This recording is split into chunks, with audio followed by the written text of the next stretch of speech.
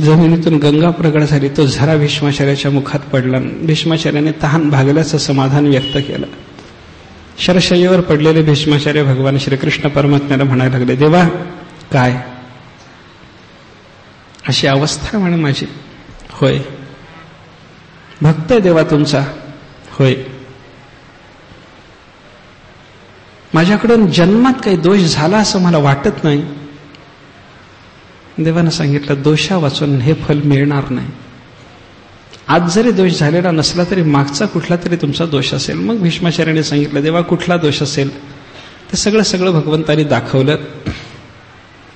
शरशय्येवर पडलेले भीष्माचार्य म्हणायला लागले, देवा मी प्राणत्याग करतो. मी इच्छामरणी आहे. माझ्या बापानं मला इच्छामरणी केलंय. आत्ता माझी ही यातना पाहून मरायची इच्छा झाली. मी मरतो, देहत्याग करतो देवा. भगवंतांनी सांगितलं, काही काळ थांबा. कशा करता? उत्तरायण लागायचंय. उत्तरायणामध्ये योगी पुरुषांनी देहत्याग जर केला तर त्याची सद्गती होते, पुनरावृत्तीला तो प्राप्त होतो, असं वर्णन गीतेनं केलेलं आहे. गीतेत आहे, चिंतन आहे, शास्त्र सांगतं. तुम्ही शांत राहा. भीष्माचार्य म्हणायला लागले, देवा या वेदना सहन करीत कसं उत्तरायणापर्यंत थांबू? भगवंताने आशीर्वाद दिला. पडलात शरशय्येवर, अंगात एवढे बाण घुसलेत, मी अशी कृपा करतो की तुम्हाला तिळमात्र वेदना होणार नाही. भीष्मावर भगवंताची कृपा झाली. शरीर शांत झालं, वेदना शांत झाली. भीष्माचार्याने सांगितलं, देवा पुन्हा तुम्ही येऊन शरीर सोड म्हणेपर्यंत सोडणार नाही. आता जा, युद्ध होऊ द्या. ते कौरव पांडवाचं पुढे युद्ध झालं. ते सगळे कौरव मेले. पांडवाचं राज्य सुरू झालं. धर्मराजाला राज्याभिषेक झाला. धर्माला आपल्याकडून नरसंहार झाल्याचं जेव्हा शल्य जाणवायला लागलं, बोचायला लागलं, तेव्हा भगवंताने विचार केला, यालाही काही धर्म शिकवला पाहिजे आणि भीष्माचा अंतकाळ आता जवळ आलाय, त्यांना दर्शन दिलं पाहिजे. मग आपण काहीतरी सांगत बसण्यापेक्षा भीष्माच्या मुखातून याला जर सांगितलं तर त्यांचा अधिकार मोठा आहे. त्यांच्या अधिकारापोटी याला ते सगळं मान्य होईल. चला म्हणे आपण भीष्माच्या दर्शनाला जाऊ. धर्मराजाला सांगितलं. सगळ्या स्त्रिया, द्रौपदी वगैरे स्त्रिया, सगळे पांडव, भगवान श्रीकृष्ण परमात्मा हे सगळे जिथं कुरुक्षेत्राच्या रणभूमीवर भीष्माचार्य शरशय्येवर पडलेले होते तिथं भीष्माला बघायला भेटायला गेले. भगवान श्रीकृष्ण परमात्मा पांडवाच्या सहित भीष्माचार्यांना दर्शन द्यायला चाललेत. हे जेव्हा आसपासच्या अधिकारी महात्म्यांना कळालं, काही महात्मे, ऋषी, मुनी, तत्वचिंतक, भक्त सगळ्यांनी विचार केला, भगवान चाललेत म्हणजे भीष्माचार्य शरीर संपवणार आहे. त्या महात्म्याचं आपल्याला पुन्हा दर्शन होणार नाही. अंतिम दर्शनाकरता आणि त्यांच्या मुखातून बाहेर पडणारा जो अंतिम उपदेश आहे, अंतिम भक्तिपूर्ण उद्गार आहेत, अंतिम भगवत स्तवन आहे, ते सगळं आपल्याला उपलब्ध व्हावं म्हणून आपण सगळे जाऊ म्हणून सगळे अधिकारी लोक तिथं जमा झाले. पांडव आलेले, जवळ बसले. कुंती आलेली, ती जवळ बसलेली. द्रौपदी आलेली, ती जवळ बसलेली.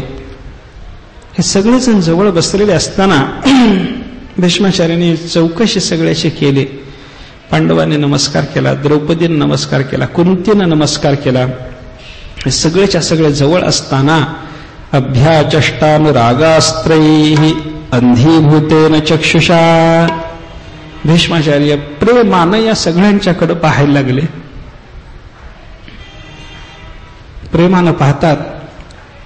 पण यांना आजपर्यंत झालेली जी दुःख वेदना आहे, पांडवांना झालेले जे दुःख आहे, कारणा वाचून झालेलं दुःख, अन्यायानं झालेलं दुःख, त्या अन्यायामध्ये आपणही काही करू शकलो नाहीत याचं शल्य, त्याच्यामुळे डोळ्यामध्ये अश्रू दाटून आलेले आणि दाटून आलेल्या अश्रूंनी डोळ्यावर जणू काही पडदा निर्माण झालाय अशा दृष्टीनं अंधीभूतेन चक्षुषा भीष्माचार्य या पांडवांच्याकडे पाहायला लागले. पाहता पाहता बोलतात, अहो कष्टम अहो अन्याय्यम यद्योयम धर्मनंदनाः जीवितुम नार्हथ क्लिष्टम विप्रधर्माच्युताश्रयाः. काय कष्ट, काय कष्ट. आमचा पंडू मेला तेव्हापासून या मुलांच्या रक्षणाकरता म्हणून आमच्या या कुंतीनं काय कष्ट सहन केले. मला माहित आहे म्हणे. द्रौपदीची विटंबना होत असताना त्या ठिकाणी द्रौपदीच्या हृदयाला ज्या वेदना झाल्या, भीष्माचार्य म्हणतात प्रत्यक्ष पाहायला तिथे मी होतो. कौरवांनी अन्यायाने अनेक पद्धतीनं या पांडवांना छळायचा प्रयत्न केला. सगळ्याच्या सगळ्या प्रसंगाचा मी साक्षीदार आहे. सगळं मी पाहिलंय. विनाकारण संकट. भीष्माचार्य बोलायला लागले, काय योग आहे म्हणे. कृष्णोस्त्री गांडीवम चापम नाही यत्र धर्मसुतो राजा गदापाणिर्वृकोदरः कृष्णोस्त्री गांडीवम चापम सुहृत कृष्ण ततो विपत. भीष्माचार्य म्हणतात काय गंमत आहे. धर्मराजासारखा धर्मात्मा ज्या पक्षाचा ज्येष्ठ पुरुष आहे,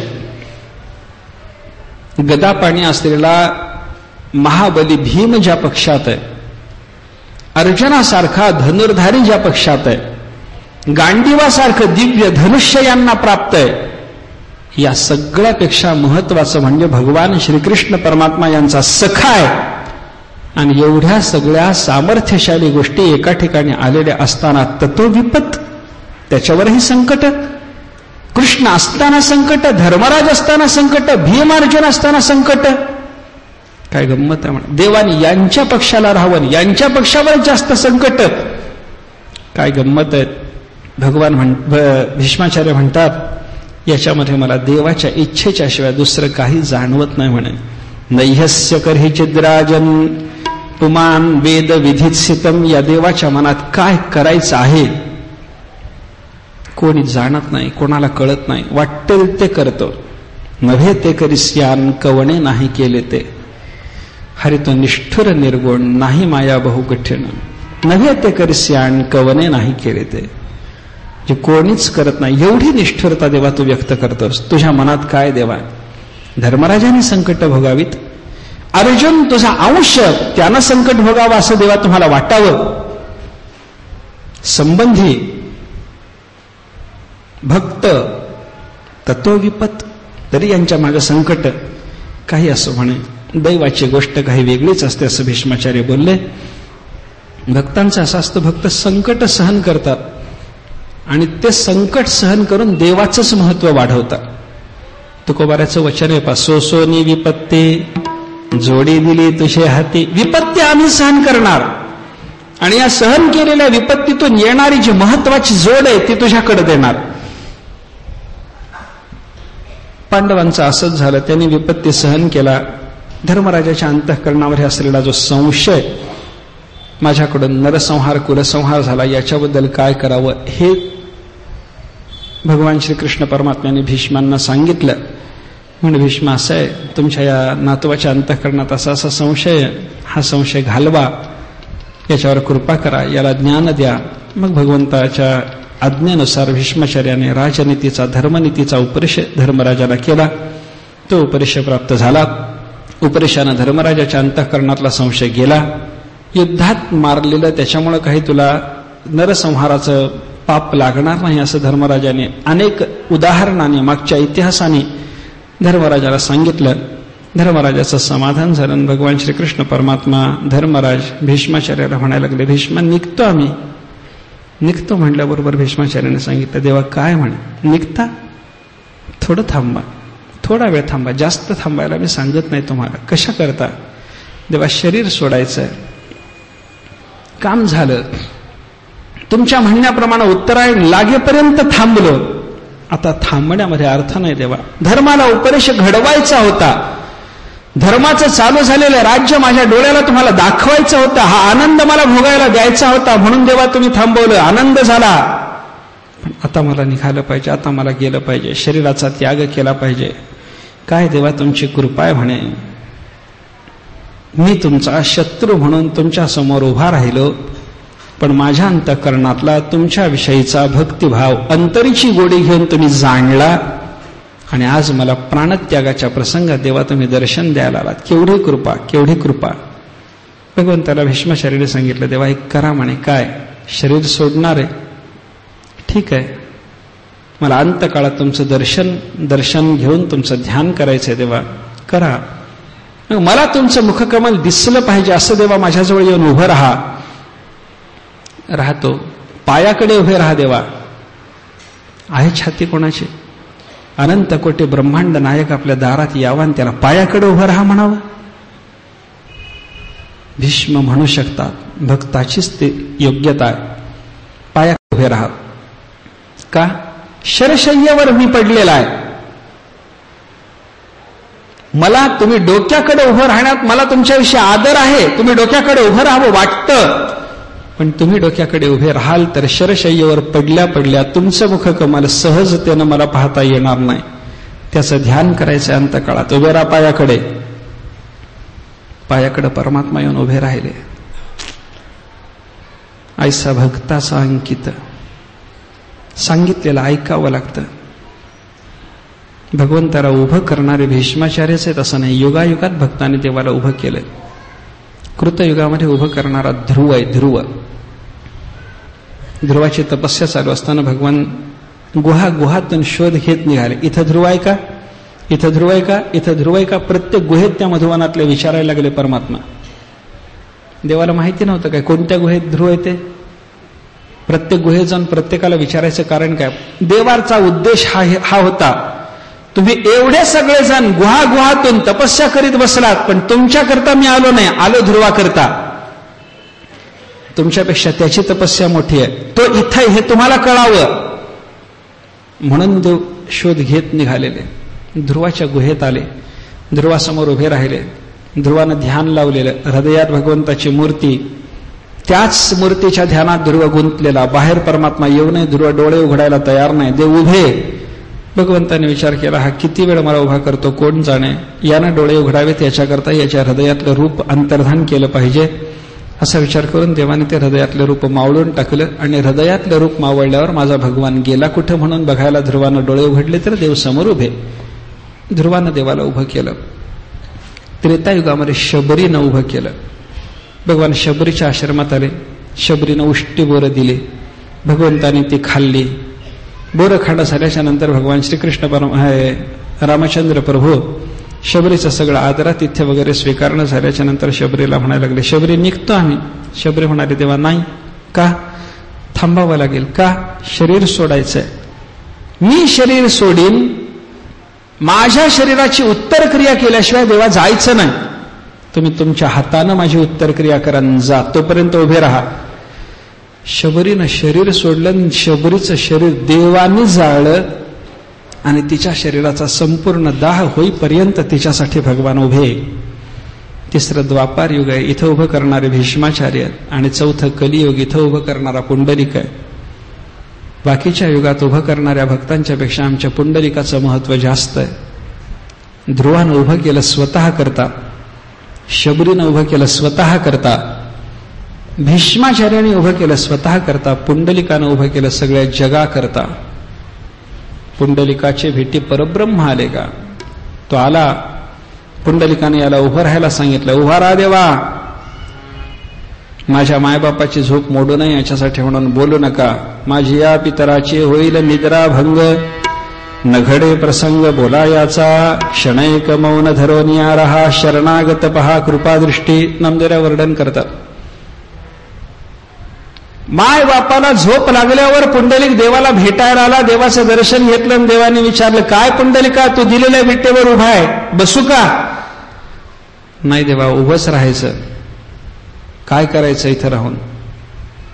कधी जायला परवानगी? नच जावे देवा माझे गावे होनी. मागतो प्रार्थोनी हेची एक. माझ्या गावातून जायचं नाही, कायम इथंच राहायचं. राहून काय करायचं? मूढ पापी जैसे तैसे उतरी कासे लावणी. स्वतःचा काही स्वार्थ पुंडलिकाचा नाही. जगाकरता उभं करणारा पुंडलिक सर्वश्रेष्ठ आहे. आपण भीष्माचं चरित्र पाहतो. भीष्माने देवाला सांगितलं, देवा उभे राहा. कुठं? पायाकडे. ठीक आहे. परमात्मा पायाकडे आले आणि भगवंताचा चेहरा असा पडलेला भीष्माचार्याला दिसला. रडवेला चेहरा झालेला. दोन कारणं होती त्याच्यामध्ये. एक कारण होतं भीष्माचार्यासारखा श्रेष्ठ भक्त जाणार याचं देवाला दुःख असह्य झालं होतं. दुसरं कारण होतं, हा इच्छामरणीय ध्यान करता करता माझं मुखमंडल पाहता पाहता त्याच आनंदात गुंतून पडला. मरणाचा विचार जर विसरला तर हा मरणार नाही. आणि हा जर मरणार नाही तर किती वेळ याच्याजवळ उभं राहायचं? असंच पडून पाहत राहिले, मी इथंच उभं राहायचं. भीष्माचार्याने देवाकडे पाहिलं, देवाला विचारलं, देवा काय चाललंय? काही नाही. चेहरा का पडला? काही नाही म्हणे, सहजच. देवा हसा म्हणे. भगवान म्हणायला लागले, हसा? हसा कशासाठी? शरीर सोडायचंय, शरीर सोडताना ध्यान करायचंय. तुमच्या रडक्या चेहऱ्याचं ध्यान मला करायचं नाही देवा, हसा. हास्य प्रगट करा. भगवंताला हसावं लागलं. भगवान हसत तिथं उभे असताना भगवंताच्या चरणाला काही समर्पण करायचा भीष्माचार्याने विचार केला आणि भीष्माचार्याने भगवंताची स्तुती सुरू केली. श्री भीष्म उवाच. भीष्माचार्य बोलले. काय बोलले? इतिमतिरूपकल्पिता वितृष्णा भगवती सात्वत पुंगवे विभूम्नी. भगवंत तुमच्या चरणाला काही समर्पण करायची इच्छा म्हणे. काय? मी माझी बुद्धी तुम्हाला समर्पण करून टाकतो. बुद्धीचं समर्पण सर्वश्रेष्ठ आहे. परमात्म्याला भक्त महात्मा काय काय देतो याचा विचार भक्तिशास्त्रानं सांगितला. पहिलं समर्पण आहे वस्तूचं, दुसरं समर्पण आहे क्रियेचं, आणि तिसरं समर्पण भक्ताच्याकडून होणार आहे ते तत्वाचं. आपल्याजवळ जी वस्तू असेल ती देवाला देऊन टाका. आहे ते सकळ कृष्णासी अर्पण. जे असेल ते देऊन टाका. पत्रम पुष्पम फलम तोयम योमे भक्त्या प्रयच्छती. ते देऊन टाका. असेल ते द्या. जशी असलेली वस्तू परमात्म्याच्या चरणाला निवेदन करायची असते तसं दुसरं समर्पण आहे क्रिया. जी क्रिया घडेल ती देवाला समर्पण करा. तदर्पिताखिलाचारिता तद्विस्मरणे परमव्याकुलते. ते नारदानी भक्तीचं लक्षण सांगितलंय. तदर्पिताखिलाचारिता. आपल्याकडून घडणारा प्रत्येक आचार देवाला समर्पण करा. क्रिया देऊन टाका. यत् करोषे यत् अश्नाशे यज्जुहोसि ददासि यत् तपस्यसि कौन्तेय तत्कुरुष्व मदर्पणम. ते देऊन टाक मला. सगळ्या क्रिया द्या. जे खाल्लं ते द्या. यत् करोषी जे करशील ते दे. यत् अश्नाशी ते दे. यत् जुहोशी जे हवन करशील ते दे. ददासि यत् जे दान केलं ते दान करणं झाल्याच्या नंतर ते पुण्य ठेवून घेऊ नको. कृष्णार्पण म्हण. यत् तपस्यसि कौन्तेय जी तुझ्याकडून तपस्या होईल ती मला समर्पण कर. क्रियेचं समर्पण आहे. या क्रियेमध्ये लौकिक आणि वैदिक दोन्ही क्रिया आहेत. अश्नाशी लौकिक क्रिया, खाणं ही लौकिक क्रिया. आपल्याकडून घडलेली कोणतीही क्रिया ती घडून गेल्याच्या नंतर कृष्णार्पण ही भावना ठेवून कृष्णार्पण म्हणावं. ती क्रिया देवाला समर्पण करावी. त्याच्यातून परमार्थ साधतो. तो परमार्थ होतो. क्रिया आपणच केली, परिणाम आपणच भोगला, पण ती क्रिया भगवंताला जर समर्पण झाली तर त्यातूनही आपला परमार्थ साध्य होतो. आमचे गुरुजी विनोदानं सांगायचे, माणसाने भांडण करावं पण कृष्णार्पण म्हणावं. शिवीगाळ करावी, कृष्णार्पण म्हणावं. म्हणजे ह्याच्याकरता मुद्दाम करायची गरज नाही. जर झालंच कदाचित आपल्या जीवनात, होत नाही असं नाही, सहज होऊन जातं हे सगळं. हे झालेलं सगळं जे क्रियाजात आहे ते देवाच्या चरणाला निवेदन करा. परमार्थ आहे तो.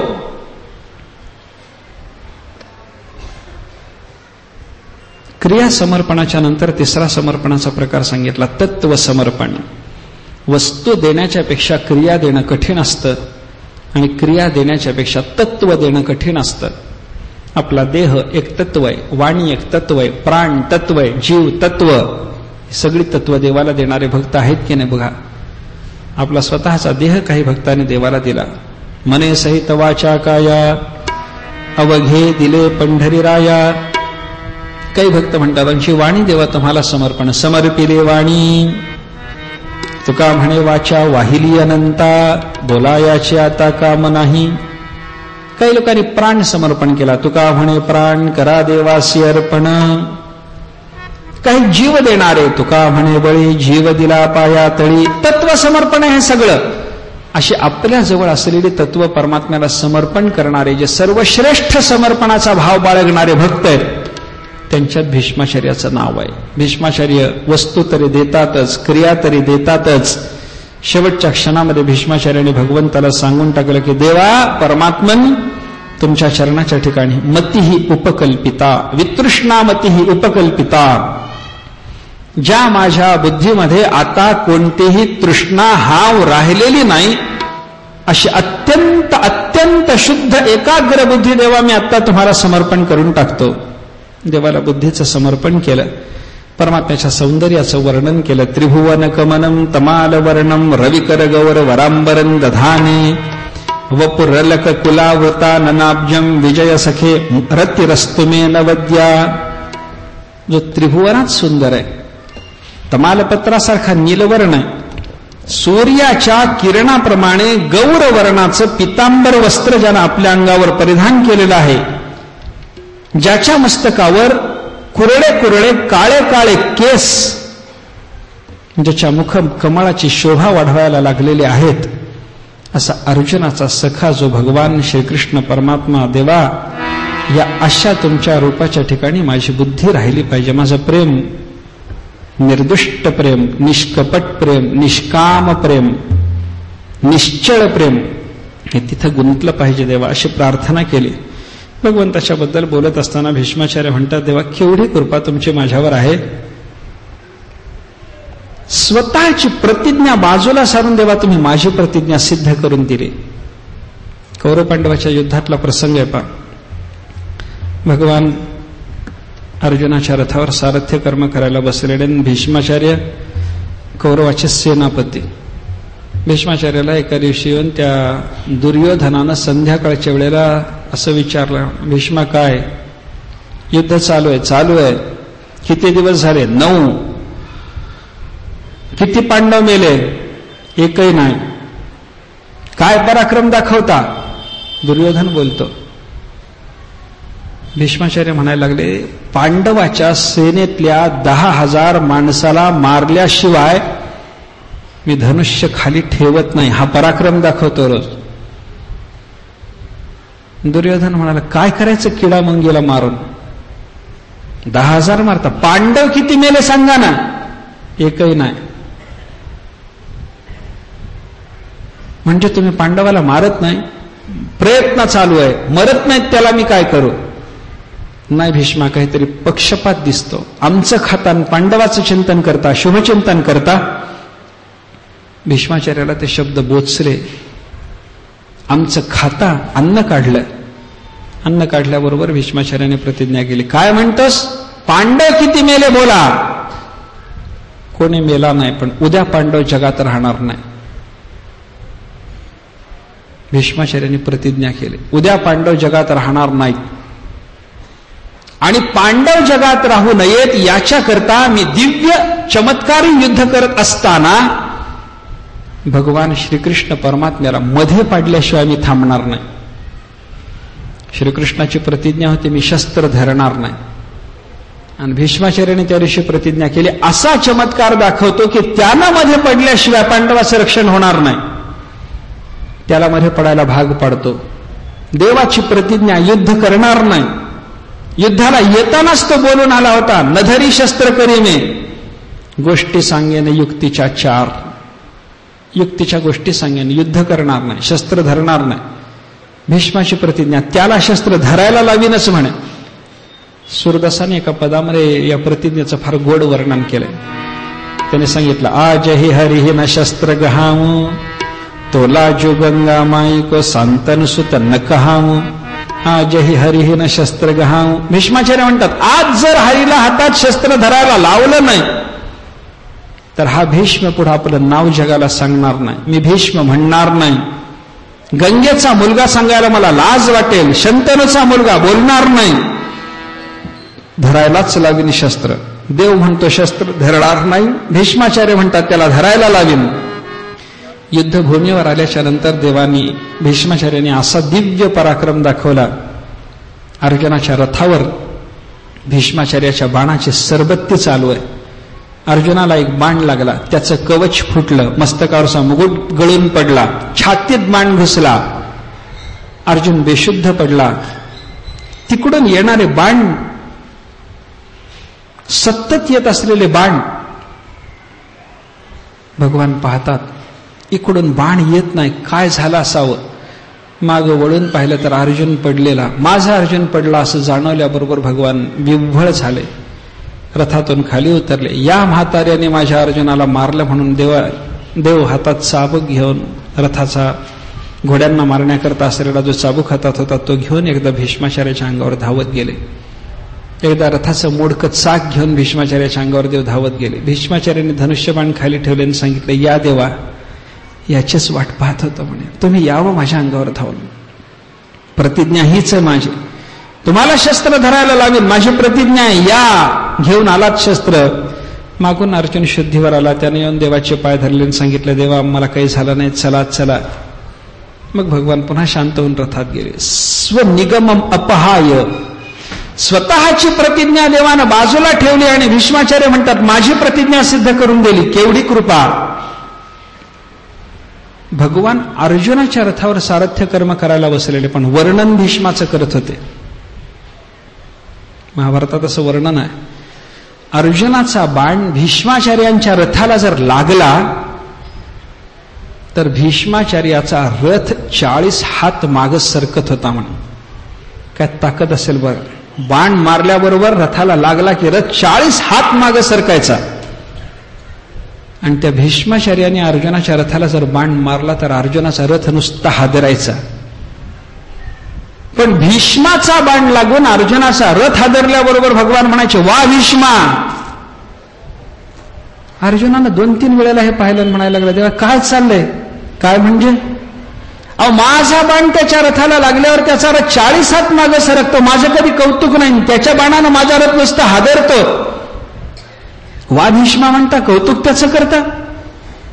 देवाने अर्जुनाला समजावून सांगितलं, अर्जुना कळालं नाही तुला, अरे मी माझ्या उदरात अनंत कोटी ब्रह्मांड आहेत, अनंत ब्रह्मांडे एकेरोमी ऐसे धेंडे. त्या अनंत ब्रह्मांडाचा भार तुझ्या रथावर घालून मी बसलो तरी म्हातारा रथ हादरवतो, कमी ताकद आहे.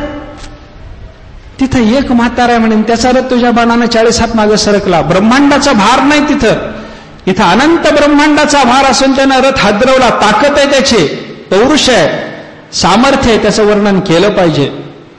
भीष्माचार्य म्हणतात, देवा रथावर अर्जुनाच्या बसलेले, कौतुक अर्जुनाचं करायला पाहिजे, ते सोडून देवा तुम्ही माझं कौतुक केलं. केवढी कृपा, अगाध कृपा. माझ्या अर्जुनाच्या रथाला परमात्मा तुम्ही कुटुंब मानून बसलात. विजय रथ कुटुंब. अर्जुनाचा रथ म्हणजे जणू काही आपलं घर आहे, कुटुंब आहे, ही देवाची भावना आहे. त्या भावनेनं देवा तुम्ही अर्जुनाचा रथ जपला. केवढी कृपा. माझ्यावर कृपा, माझ्या कुळावर कृपा, नातवांवर कृपा, पंतवावर कृपा, सगळ्यावर भगवान तुमची कृपा आहे. फार मोठी अगाध कृपा आमच्या कुळावर तुमची झाली. असं म्हणून भगवान श्रीकृष्ण परमात्म्याला आपल्या चरणाच्याकडे उभं ठेवून भीष्माचार्य भगवंताला प्रार्थना करत होते, देवा आता मला शरीर संपवायचं आहे. आणि शरीर संपत असताना परमात्म्याचं दर्शन असावं, याला भाग्य लागतं. जन्मभर जर भगवंताचं स्मरण केलं नाही तर अंतकाळामध्ये भगवंताचं स्मरण दर्शन होणार नाही. अंतकाले च मामेव स्मरन् मुक्त्वा कलेवरम यः प्रयाति त्यजन् देहम. शरीर अंतकाळामध्ये सोडत असतं, अंतकाळामध्ये शरीराचा त्याग होत असताना परमात्म्याचं स्मरण झालं, परमगती मिळते, खरं आहे. पण अंतकाळात त्याचं स्मरण होण्याकरता अगोदर जन्मभर त्याचं स्मरण केलं पाहिजे ना. भीष्माचार्यासारखा भक्त महात्मा देवाचा अंतकाळात स्मरण होण्याकरता जन्मभर स्मरण करतो, म्हणून अंतकाळातही स्मरण जागं राहतं. भक्तांची प्रार्थना असते देवाला, देवा आत्ता तरी आम्हाला तुझं स्मरण घडू दे, अंतकाळात कदाचित होणार नाही. कृष्णत्वदीय पदपंकज पंजरांते अद्यैव मे विशतु मानसराजहंसः प्राणप्रयाण समये कफ वात पित्तैः कंठावरोधन विधौ स्मरणं कुतस्ते. देवा माझा अंतःकरणरूपी राजहंस तुमच्या चरणरूपी सरोवरामध्ये आत्ताच प्रविष्ट होऊ द्या. अंतकाळामध्ये वात पित्त कफादिकाच्या योगाने कंठावरोध झाल्यानंतर, बुद्धी वेडी झाल्यानंतर बुद्धीला भ्रम निर्माण झाल्याच्या नंतर देवा तुमचं स्मरण होणार नाही. स्मरणं कुतस्ते, होणार नाही. आत्ता होऊ द्या, घडू द्या. जन्मभर हे स्मरण, जन्मभर देवाला प्रार्थना, इतना तो करना स्वामी. एवढं करा, एवढं करा, एवढं करा. काय करा? शरीरातून प्राण जाण्याचा प्रसंग आला की देवा मला दर्शन देण्याकरता या. कसेही या, कसेही या. जब प्राण तन से निकले, शरीरातून जेव्हा प्राण जाण्याचा प्रसंग येईल देवा तेव्हा मला दर्शन देण्याकरता या. श्री गंगाजी का तट हो, जमुना का बंसी बट हो, मेरा सावरा निकट हो, जब प्राण तन से निकले. देवानी आलं पाहिजे. अंतकाळात दर्शन भगवंताचं झालं पाहिजे. अंतकाळामध्ये दुसरं काही दिसू नये.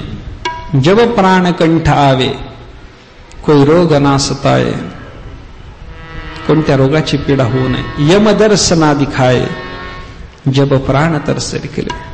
देवा आता मी प्रार्थना करतो, आता वेळ लावता हरकत नाही.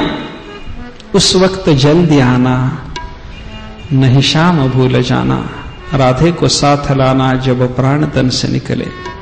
त्यावेळी मात्र विलंब करू नका देवा. या, धावत या, लवकर या, एकटे येऊ नका. राधेला सोबत आणा. प्राणप्रयाण समयी माझ्या तुमचं दोघाचं गौर तेज आणि श्याम तेज दोघाचं दर्शन मला होऊ द्या. अशी प्रार्थना भक्त जन्मभर करत राहतो. भीष्माने तशी प्रार्थना जन्मभर केली असणार म्हणून भगवान अंतकाळात त्यांना दर्शन देण्याकरता आले. परमात्म्याचं दर्शन घेतलं, बुद्धीचं समर्पण झालं. भीष्माचार्याने देवाचं रूप डोळ्यात साठवलं, डोळ्यातून मनात नेलं. मनातल्या रूपाच्या चिंतनाकरता म्हणून भीष्माचार्याने डोळे मिटले आणि डोळे मिटलेल्या भीष्माचार्याने आपले श्वास सुद्धा शरीरातच लीन करून घेतले. कृष्ण एवं भगवती मनोवाग दृष्टिवृत्तिभिः आत्मन्यात्मानमावेश्य सहा अंतश्वासः उपारमत. सुताने वर्णन केलं. भगवान श्रीकृष्ण परमात्म्याला असं दृष्टी, वाणी वगैरे सगळं समर्पण करून, बुद्धी समर्पण करून, सगळं समर्पण झाल्याच्या नंतर त्याचं रूप दृष्टी आणि हृदयामध्ये साठवून भीष्माचार्य अंतश्वास झाले. अंतश्वास झाले म्हणजे आतल्या आत त्यांचा प्राण लीन झाला. बहिश्वास नाही. सामान्य माणसाचं वेगळं आहे आणि महात्म्याचं वेगळं आहे. महात्मा बहिश्वास होत नाही. आपलं मरण, आपल्या मरण्यामध्ये आपला श्वास बाहेर पडतो, मनुष्य मरतो. असं होतं, मरतो. महात्मा मात्र आत श्वास घेऊन मरतो. का? आपलं बहिश्वास होऊन मरण घडण्याचं कारण असं आहे, आपले प्राण बहिश्वासतेनं शरीराच्या बाहेर पडतात, कुठंतरी जातात. जो त्याला देह प्राप्त होईल, जी त्याला गती प्राप्त होईल, जो त्याला लोक प्राप्त होईल, तिथं ते आपले प्राण जीवात्म्याला घेऊन जाणार आहेत. महात्म्याला मात्र व्यापक ब्रह्मबोध झालेला, तोच ब्रह्म झाला, सर्वत्र तोच, त्याला जाणं येणं नाही, म्हणून इथंच त्याच्या प्राणाने लीन व्हायचं असतं. त्याचे प्राण लीन होतात. महात्म्याचे प्राण लीन होतात बरं का. अंतश्वास होतो महात्मा, बाहेर त्याचे प्राण जात नाहीत. न तस्य प्राणाः उत्क्रामन्ति अत्रैव समवलीयन्ते. श्रुती माता म्हणते की महात्म्याचे प्राण शरीराच्या बाहेर जात नाहीत, इथंच लीन होतात. वस्तुतः काय, मरण्याच्या आधी महात्मे मेलेलेत.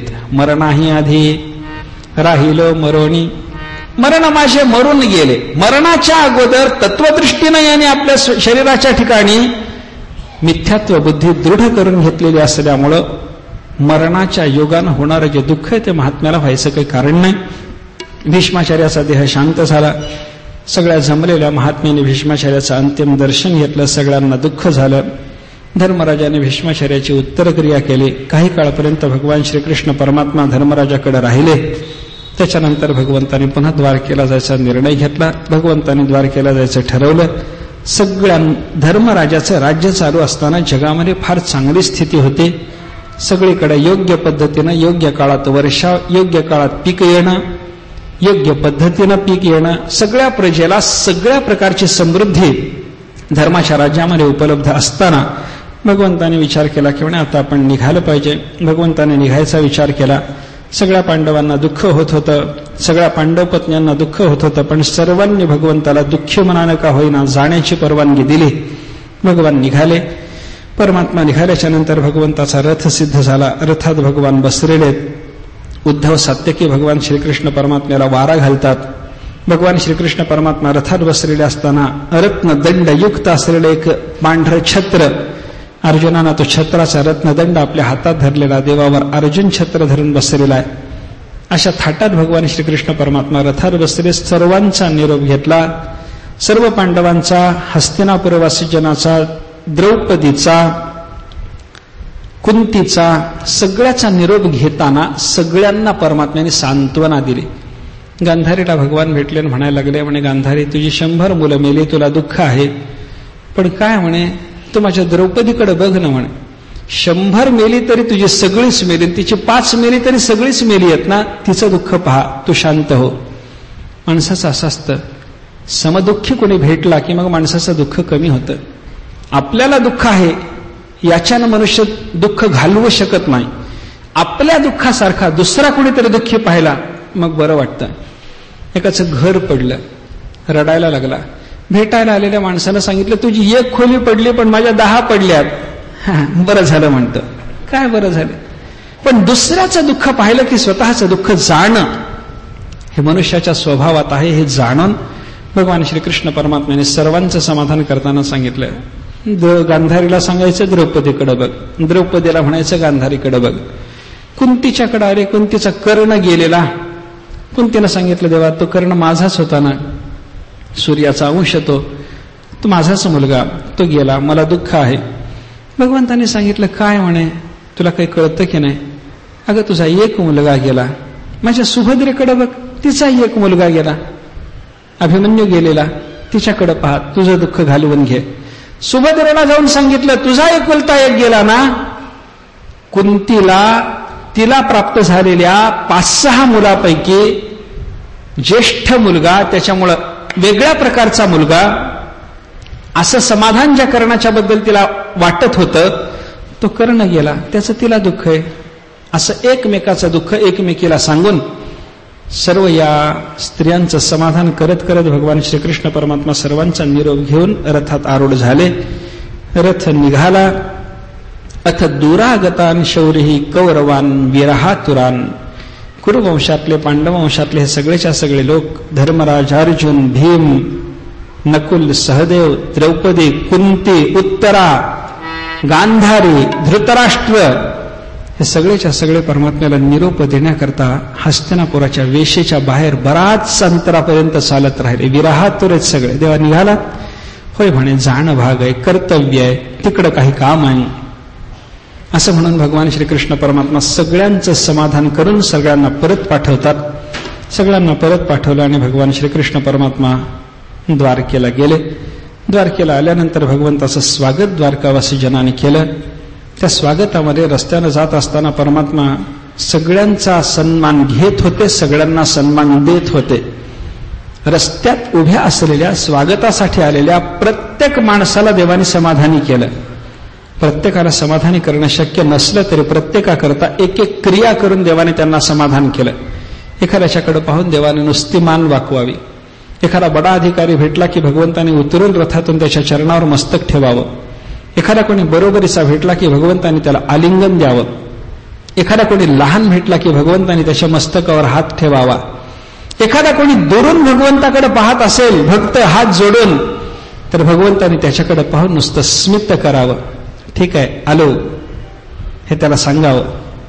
अशा पद्धतीनं सर्व वर्णाच्या, सर्व आश्रमाच्या, सर्व लोकांना समाधानी करत करत भगवान श्रीकृष्ण परमात्मा द्वारकेत घरी प्रविष्ट झाले. घरी आल्याबरोबर पहिल्यांदा माता पित्याची गाठ घेतले. वसुदेव देवकीचं दर्शन घेतलं. वसुदेव देवकीचं दर्शन घेऊन भगवान देवकीच्या जवळ बसलेले असताना भगवंताचं येणं झालं याचा देवकीला जो आनंद झाला, त्या क्षणात देवकीला त्यावेळी पान्हा फुटला. एवढं सुत निर्विशेष प्रेम, सुतप्रेम, पुत्रप्रेम, वात्सल्य हे त्या देवकीच्या अंतःकरणात या प्रसंगात व्यक्त झालं. माता पिताच्या भेटी झाल्याच्या नंतर मग भगवान श्रीकृष्ण परमात्मा रुक्मिणी वगैरे स्त्रियांना भेटायला गेले. आजपर्यंत परमात्मा श्रीकृष्ण भगवान द्वारकेत नसल्यामुळं या 16,108 राण्या प्रोषित भर्तृकेचं व्रत सांभाळीत होत्या. म्हणजे जिचा नवरा गावाला गेला तिला म्हणतात प्रोषित भर्तृका. अष्टनायिकापैकी ती एक नायिका आहे. साहित्यात ती एक नायिकेचा प्रकार म्हणून सांगितलेली आहे. तिच्याबद्दल नियम सांगितलेत काही. काय प्रोषित भर्तृकेनं काही नियम सांभाळायचे. काय सांभाळावं? तिनं क्रीडा करायची नाही, शरीर संस्कार करायचा नाही, समाजात उत्सवात दर्शनाला कुठं जायचं नाही, हास्य करायचं नाही, दुसऱ्याच्या घरी यानात बसून वाहनात वगैरे बसून कधी जायचं नाही. हे पती गावाला गेल्याच्या नंतरचे स्त्रीचे सगळे नियम असतात. 16,108 राण्यांनी हे पाळलेले. आज परमात्मा आले म्हणल्याबरोबर सगळ्यांना आनंद झाला, सगळ्यांनी उत्सव केला, सगळ्यांनी क्रीडा केली, सगळ्यांनी शरीर संस्कार केला, सगळ्यांनी शृंगार केला, सजल्या, भगवंताच्या आगमनाचा आनंदानं उत्सव साजरा केला. परमात्मा त्यांच्याकडे जाऊन भेटून एखादा विषयासक्त गृहस्थाश्रमी बऱ्याच दिवसानंतर बायकोला भेटल्यावर जशा पद्धतीनं बोलतो तशा पद्धतीनं बोलून त्यांचं समाधान करायला लागले. आणि हे समाधान करणं चालू असताना सूत म्हणतात, असंग असलेल्या या परमात्म्याच्या विषयी हा संगी आहे एवढी त्या स्त्रियांची भावना व्हावी, एवढं देवाने त्यांच्याशी बोलणं केलं. सगळ्या त्या म्हणायला लागल्या, परमात्मा आमचंच ऐकतो, परमात्म्याचं आमच्यावर प्रेम आहे. अशा पद्धतीनं भगवान श्रीकृष्ण परमात्मा द्वारकेला निघून गेल्याच्या नंतर पुढे योग्य काळ आला आणि ती उत्तरा प्रसूत झाली. आपला मुद्दा आता इथं आहे. परीक्षिताचा जन्म व्हायला लागला. परीक्षिताचा जन्म झाला. जन्म काळामध्ये जन्मल्याबरोबर ते बाळक जे रडायला लागलं शांतच होईना. रडणाऱ्या त्या बाळकाने इकडं तिकडं पाहू, सगळे समोर झाले. काय पोरग रडायला लागलं म्हणजे त्याला शांत करायकरता बायका काहीतरी उपाय सांगतात. ते म्हणजे आजोबाचं नाव मागतोय, सांगा म्हणे आजोबाचं नाव ठेवतो तुला, शांत होतं म्हणे पोरग. कशाला आजोबाचं नाव मागतं? आजोबा मेला त्यावेळेला हा जन्मलाही नव्हता. आजोबा कोण आहे, त्याचं नाव काय, याला काही पत्ताही नाही, आणि तो आजोबाचं नाव कशाला मागेल? मागत नाही. बायकाचं म्हणणं असतं आजोबाचं नाव मागतोय पोरग, ठेवा त्याला. कोणीतरी बाई येते, मुलगी झाली की म्हणते सासूबाईचं नाव ठेव, रडणं शांत होईल. कशाला हे? भगवंताची नावं कमी आहेत का? भगवत भक्ताची नावं कमी आहेत का? असं रडणं जेव्हा परीक्षिताचं चालू झालं, सगळे समोर यायला लागले, पण परीक्षित शांत होईना. उत्तरेनं सांगितलं, हा सारखा इकडं तिकडं पाहतोय पण शांत होत नाही. गर्भात जाऊन देवानी याला दर्शन दिले, देव आल्याशिवाय हा शांत होणार नाही. परमात्म्याचं स्मरण केलं, परमात्मा प्रगट झाले, परीक्षिताला दर्शन झालं. ज्यानं गर्भात रक्षण केलं तोच हा आहे, माझ्या जवळच आहे. आश्वस्त झाला परीक्षिती, शांत झाला. परीक्षितीचं जातकर्म धर्मराजांनी केलं. जातकर्माच्या नंतर त्याच्या नामकरणाचा 12वा दिवस उजाडल्याच्या नंतर ब्राह्मणांना विचारलं काय नाव ठेवू? सगळ्यांनी सांगितलं याला विष्णू रात नाव ठेवा. का? भगवान महाविष्णूने रात म्हणजे संरक्षित हा आहे म्हणून विष्णू रात नाव ठेवा. विष्णू रात नाव ठेवलं. परीक्षिताच्या बद्दल धर्मराजाने ब्राह्मणांना विचारलं याचं भविष्य सांगा. ब्राह्मण म्हणायला लागले फार चांगलं आहे म्हणे याचं जातक, भविष्य फार चांगलं आहे. हा इक्ष्वाकू राजाप्रमाणे प्रजेचं रक्षण करेल, रामचंद्राप्रमाणे सत्यसंध आणि ब्रह्मण्य राहील, शिबी राजासारखा हा शरणागत वत्सल राहील, भरतासारखा वंशाची कीर्ती वाढवणारा होईल, धनुर्धार्यांमध्ये अर्जुनासारखा ठरेल, समुद्रासारखा दुस्तर असेल, अग्नीसारखा हा दुर्धर्ष असेल, हिमालयासारखा याचा कोणीही आश्रय करावा अशी याची योग्यता होईल. ज्या ज्या वस्तूच्या ठिकाणी किंवा ज्या ज्या व्यक्तीच्या ठिकाणी जे जे श्रेष्ठ गुणविशेष होते ते श्रेष्ठ गुणविशेष त्या त्या वस्तू किंवा त्या त्या व्यक्तीसारखे याच्यात निर्माण होणार आहेत, असं ब्राह्मणांनी परीक्षितीच्या संबंधामध्ये वर्णन केलं. हा सगळ्या राजर्षींचा हा राजर्षी होईल, सगळ्या राजांना शासन करणारा होईल, हा कलिनिग्रह करेल आणि तक्षकाचा दंश होऊन ब्राह्मणाच्या शापानं शेवटी हा मरेल. एवढं सगळं धर्मराजाने ऐकून घेतलं. पण पुढं तक्षकाचा दंश होण्याच्या पूर्वी याला शुकाचार्याच्या मुखातून भागवत ऐकायला मिळेल आणि याचा उद्धार होईल. हे भविष्य त्याचं ऐकल्याच्या नंतर धर्मराजाला वगैरे समाधान झालं. भगवान श्रीकृष्ण परमात्म्याला तिथं येणं जे भगवंताचं झालं होतं ते परमात्मा आले, परत गेले. पुढं काही काळानंतर विदुर, जे कौरव पांडवाचं युद्ध होण्याच्या पूर्वी धनुष्यबाण ठेवून तीर्थयात्रेला गेले होते, ते विदुर परत आले. विदुर परत आलेले पाहिल्याबरोबर विदुर आले. विदुर जेव्हा गेले होते, पुढे येणार आहे तो कथा संदर्भ आपल्याला, विदुरांना तीर्थयात्रेच्या प्रसंगात मैत्रेयाची गाठ पडली. विदुर मैत्रेयांचा संवाद झाला, त्याच्यातून विदुराला ज्ञान झालं. या विदुराने, इथं वर्णन असं आहे, या विदुराने मैत्रेय ऋषींना काही प्रश्न विचारले, पण त्या प्रश्नाची उत्तर ऐकायची विदुराची तयारी नाही. विचारलेल्या सगळ्या प्रश्नाची उत्तरं द्यायला मैत्रेय तयार आहेत, पण यांनी काही प्रश्नाची उत्तर ऐकले, काही प्रश्नाची उत्तर ऐकायला तयार नाही. यावतः कृतवान प्रश्नान क्षत्ता कौशारवाग्रतः जातैक भक्तिर्गोविंदे तेभ्यः च उपररामः. प्रश्न विचारले, काही प्रश्नाचं समाधान ऐकलं, ते प्रश्नाचं समाधान ऐकण्याच्या योगानं परमात्म्याचं ज्ञान झालं आणि परमात्म्याच्या ठिकाणी भक्ती निर्माण झाली. पुढचे प्रश्न विचारलेले त्याची जी उत्तरं येणार होती ऐकायची तयारी नाही. का? पुढे ऐकायचं काही कारण नाही. श्रवण करावं कुठपर्यंत? परमात्मा कळेपर्यंत. तमेवैकम जानथ आत्मानम अन्यः वाचः विमुंचथ. त्या एक परमात्म्याला जाणा, बाकीचं सगळं बोलणं बाजूला सारा. गरज नाही. परमात्मा तत्वाचा साक्षात्कार झाल्याच्या नंतर शास्त्रीय द्वैताचा सुद्धा, शास्त्राधिकाचा सुद्धा त्याग करा. त्याग होतो असं वेदांतातलं चिंतन आहे. आत्म्याला जाणलं, त्याच्यामुळे अन्य कोणत्याही शब्दाचं श्रवण वगैरे करण्याची विदुराची प्रवृत्ती नाही. असे ब्रह्मज्ञान संपन्न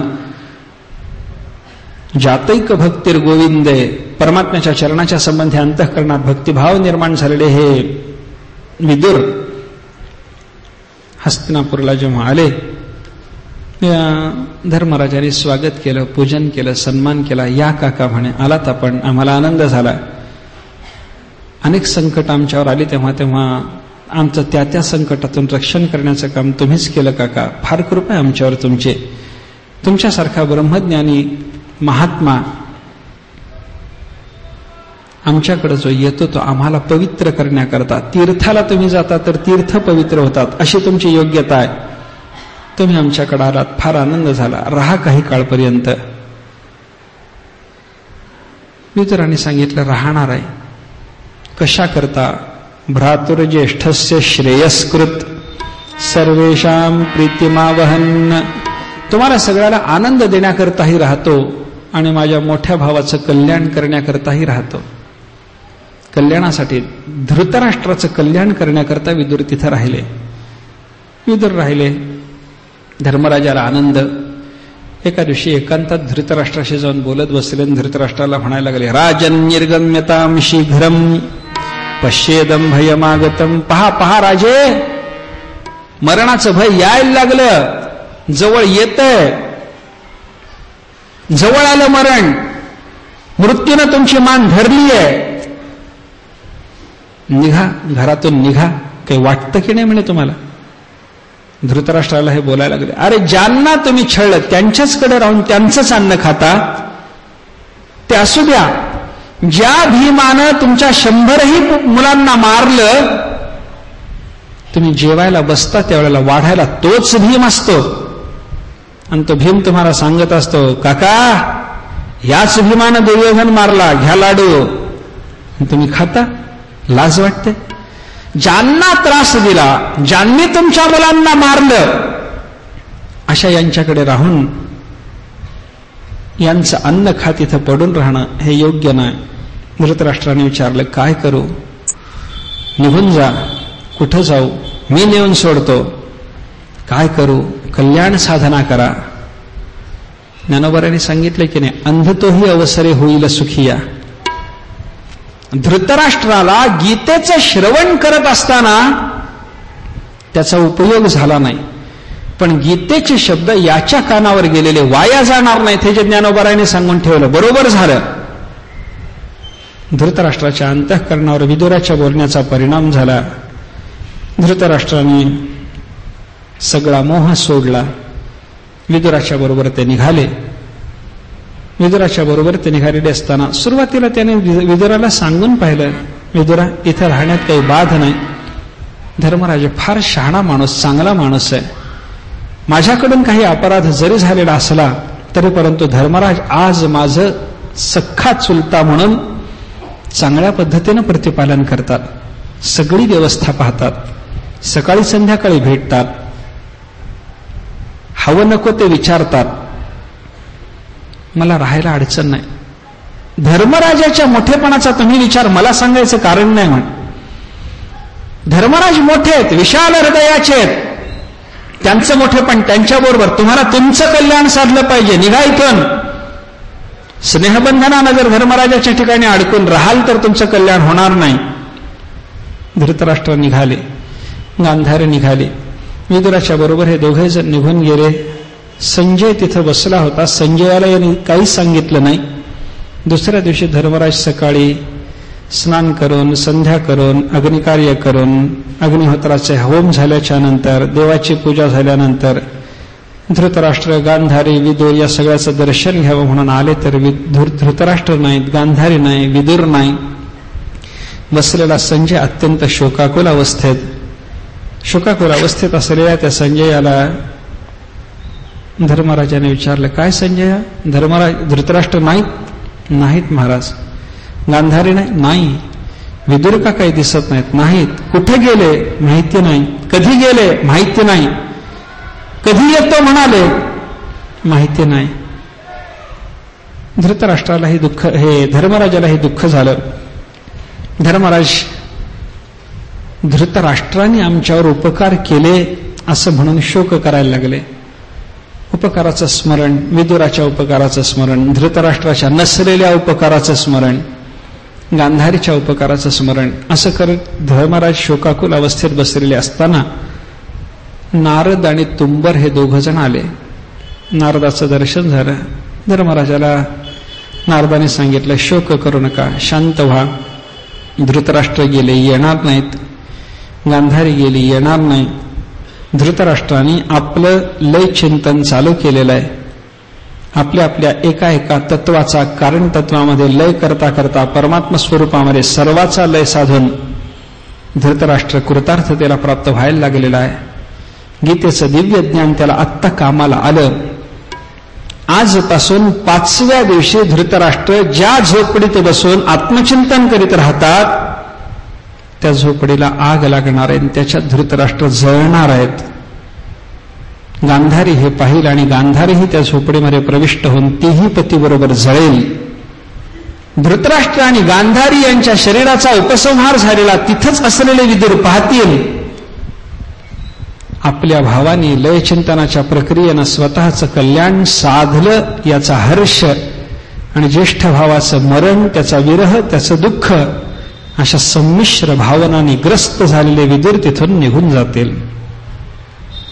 प्रयत्न करून उपयोग नाही. हिमालयाच्या जवळ ते गेलेले आहेत. जिथून गंगा सप्तमुखानं वाहते त्या स्थानाला ते प्राप्त झालेले. त्यांची उत्तर क्रिया करा. शांत व्हा. धर्मराज शांत झाले. उत्तर क्रिया केली. पुढचा मग धर्मराजाचा राज्यकारभार पाहण्याचा क्रम चालू झाला. काही कालावधीच्या नंतर कलीचं आगमन झालं. हे धर्मराजाला जाणवायला लागलं. कलियुग आलं. कशावरून हे कलियुग आलं हे धर्मराजाला जाणवलं. जगाची विपरीत स्थिती पाहून जाणवलं. काय विपरीत स्थिती धर्मराजाला दिसली? जगामध्ये लोकांचं कपटानं वागणं चालू झालं.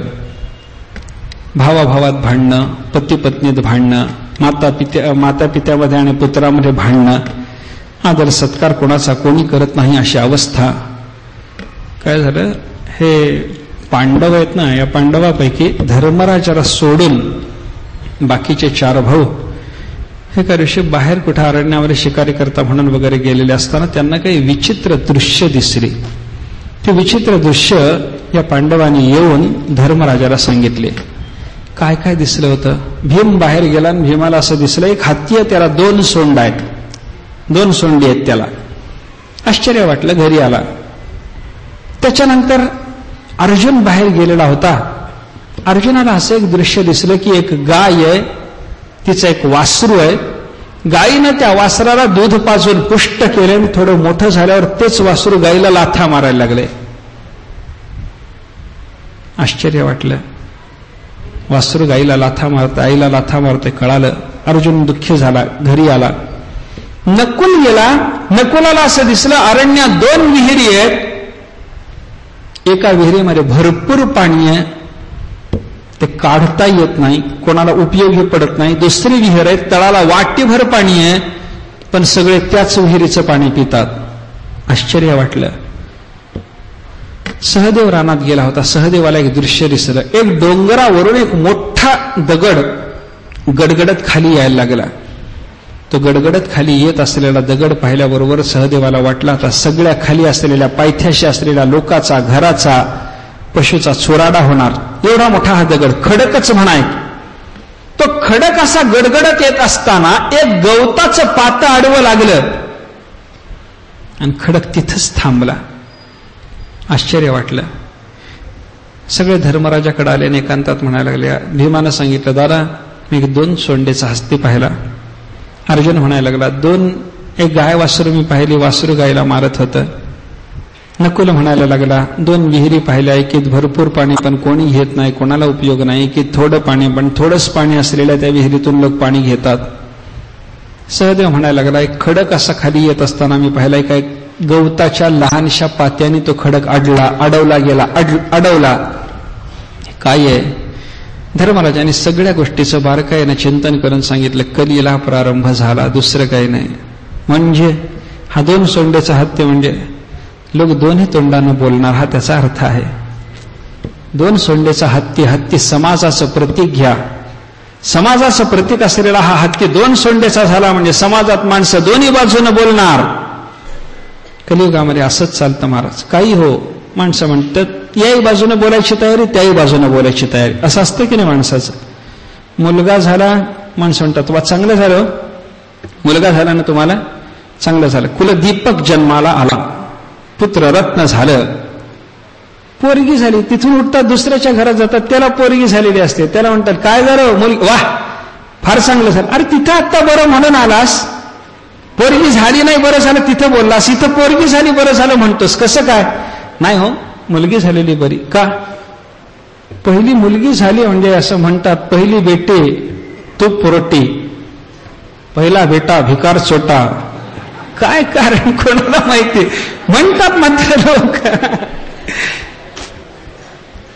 2ही बाजूनं बोलणं लोकांचं चालू झालं. कलियुग.